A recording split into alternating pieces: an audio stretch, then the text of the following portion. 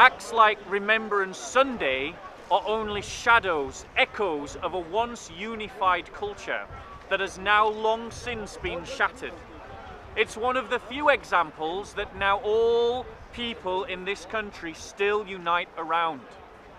They've lost their Christian heritage, they've lost their Christian identity, and they will not recover any sense of identity as being English until they rediscover their Christian roots.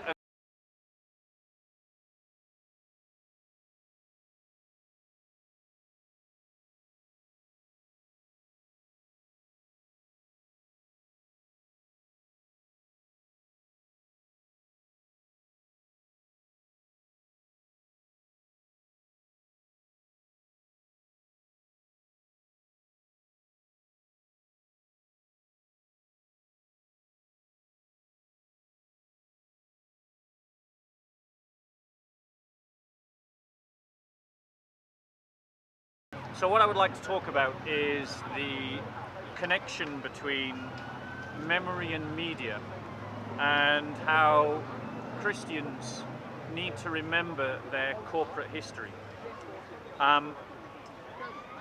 History is the thing that helps us to understand ourselves. It helps us to have a sense of our own identity and to know who we are as we go forward. Without knowing and remembering our history, a people lose their identity. And as Christians, we need to consider the history of the church and how the church travels and has traveled through time to the present as a way of understanding ourselves and understanding our own identity. Now, it's appropriate to be speaking about this topic today because today is Remembrance Sunday, and the British people are remembering the sacrifices of their fallen through each of the wars that they fought since 1914 to the present. And that is a part of their identity, this sense of the sacrifice that it cost to bring them forward, to the sacrifice that it cost to give them the freedoms that they currently enjoy. But as Christians, we also have an example of knowing our own history, of knowing our history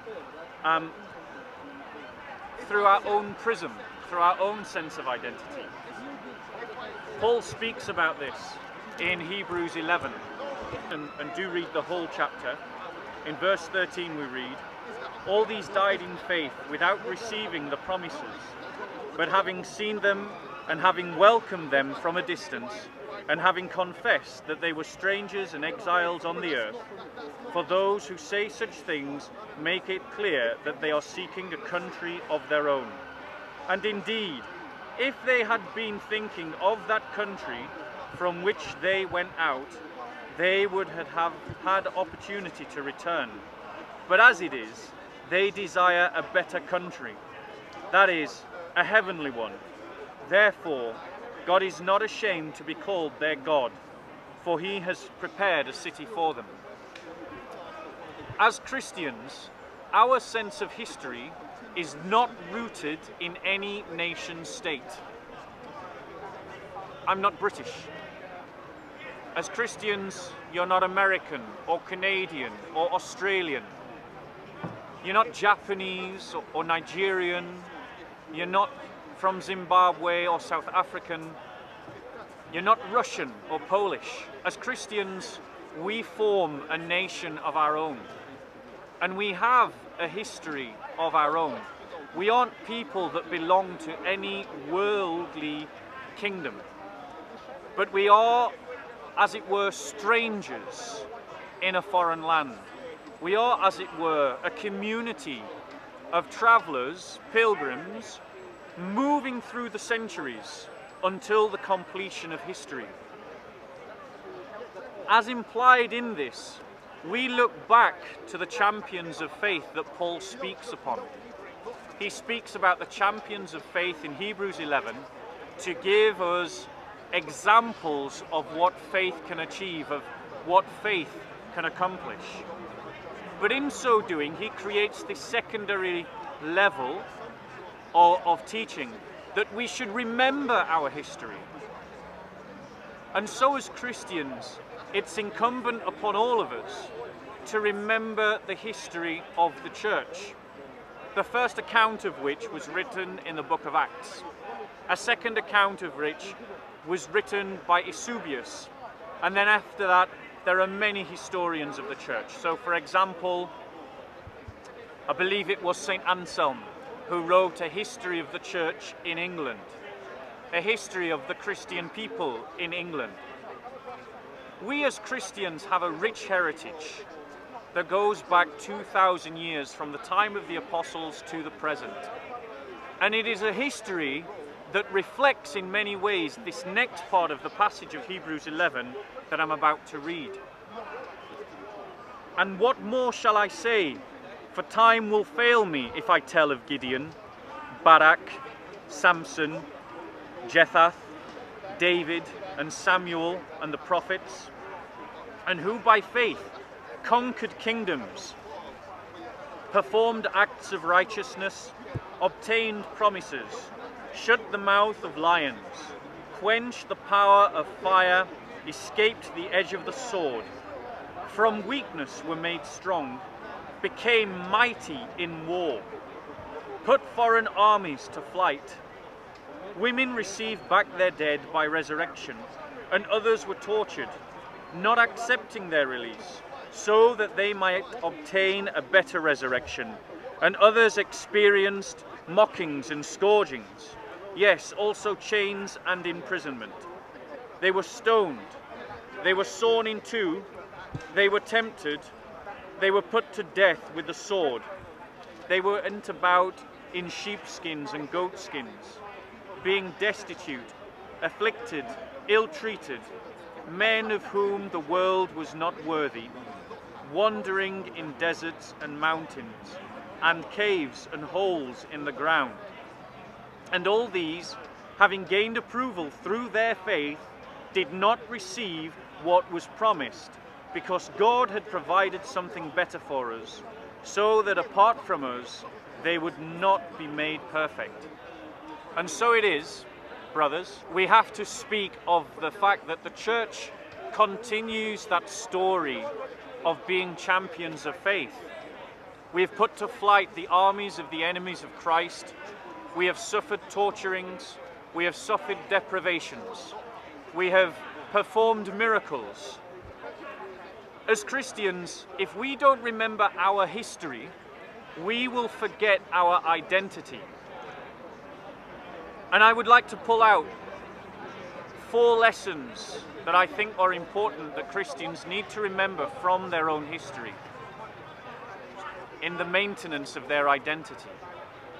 1, the church did not advance by being a pacifistic organization.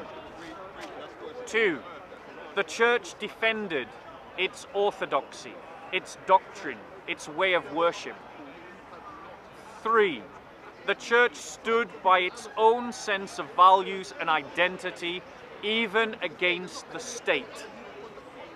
4, the church was always at its weakest when it was divided against itself.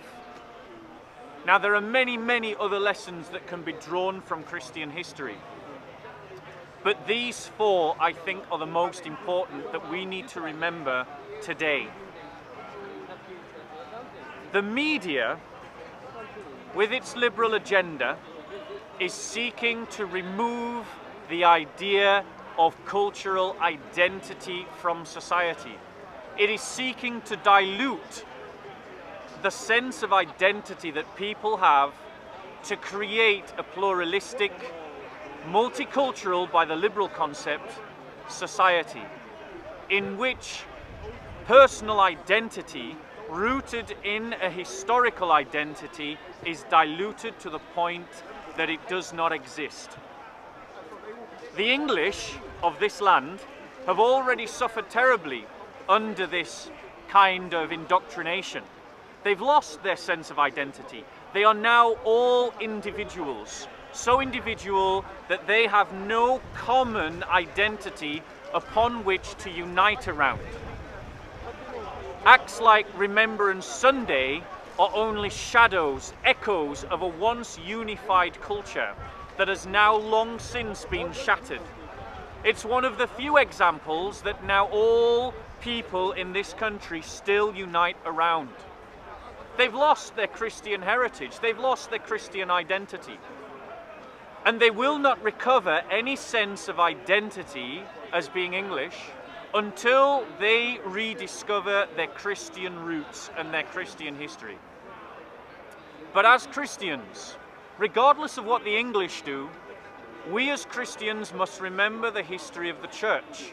We must remember what the church has gone through. We must remember, for instance, that the church has faced heresies before, and it faced them directly on. We must remember that the church contended for its unity. We must remember that the church has often in its history been on the back foot, has been on the retreat. It hasn't always been the dominant religion, but through faith it has overcome the heretics. It has overcome division. It has overcome the oppression of Viking pagans, of Roman pagans.